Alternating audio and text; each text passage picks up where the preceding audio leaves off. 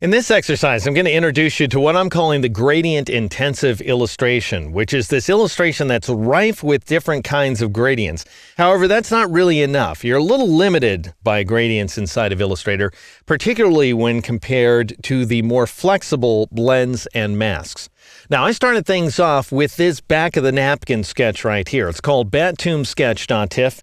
And I ultimately developed it into this final rasterized artwork.tiff file right here. We're still working inside of Photoshop. I have taken the illustration and rasterized it inside of Photoshop. That is to say, I've opened the Illustrator file inside Photoshop and converted it to pixels, which can be a very good idea because that way all of your complex gradients and blends and masks and different effects are boiled down into pixels, so there's no longer a chance of something going wrong during the print process. Of course, I went ahead and rasterized the file at a high resolution so as to preserve all the detail as well. And this is the project that we will be creating over the course of this chapter. All kinds of blends and masks and gradients working together. All right, let's go ahead and switch over to Illustrator, which is where we're going to actually work, of course. This is the final version of the illustration. It's called sarcophagusillustration.ai.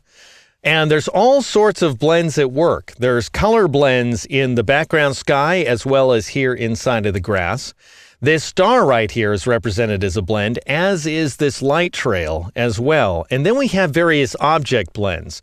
These little striation patterns here inside of the bat wing, as well as his eyebrows. And these lines right here are all represented using blends, as are these various posts inside of the fence down here. And you'll get a chance to create all of these various objects over the course of this chapter.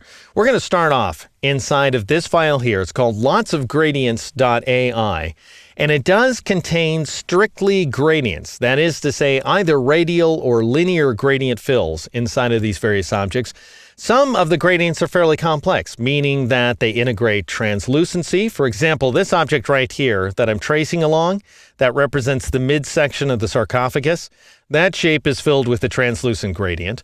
We also have a few multi-gradient shapes going on. That is to say, two different gradient fills inside of a single object working together subject to a blend mode. And we'll get a sense of how some of that kind of stuff works when we investigate blend modes in a future chapter. But for now, the main thing I want you to notice is that the gradients are fairly flat. So notice the sky in the background. We have this radial gradient that goes from dark through a bunch of different colors. Lots of colors going on inside of this gradient. But it's ultimately a linear gradient. So we're just seeing single horizontal lines of color. Whereas if you compare that to the final version of the illustration, we have waves of color going on inside of this background. And that is a benefit associated with working with blends inside of Illustrator. They're very flexible.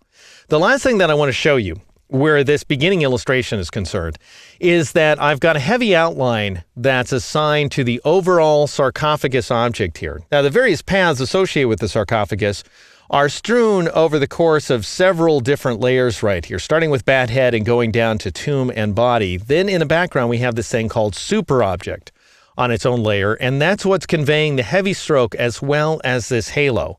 So what I'm going to do here inside the layers panel, I'm going to go ahead and turn off tomb and body all the way up to bat head, just by dragging over those eyeballs. And then we can see the super object in the background. Now, what I did to create it was I selected all these other paths that I had been working with. I went ahead and created a copy of them. I pasted them on this new layer. I went ahead and united them using the add pathfinder operation. And then I applied a heavy stroke and a glow. And you create the glow, incidentally, by going up to the Effect menu, choosing Stylize, and choosing Outer Glow. And we'll be taking a look at these dynamic effects, as they're known, here under the Effect menu in a chapter inside of the Mastery portion of this series. In the meantime, though, I'm just going to go ahead and turn on these various layers so you can get a sense of how this structure was put together, because even though it's a cartoon, it still subscribes to the rules of perspective drawing. And it can be very difficult to determine what order to build up your objects inside of Illustrator. So on top of this super object, I have a layer called tomb and body, and that incorporates the sides of the sarcophagus as well as these wings right up here, the bat's wings, that is. And then in front of that, we have what I'm calling the shield and ribs layer, which includes this shield, also the face of the sarcophagus, and these two bits of wing that are covering the front of the tomb. Then I've got this thing called low fence, which are just these low fence elements down here. And then finally, I've got the bat head that's set up in a kind of cartoon perspective. He looks like he's looking a little bit to the side as opposed to straight forward, but it still works inside of the context of this composition. And that is the base illustration. Lots and lots of gradients going on.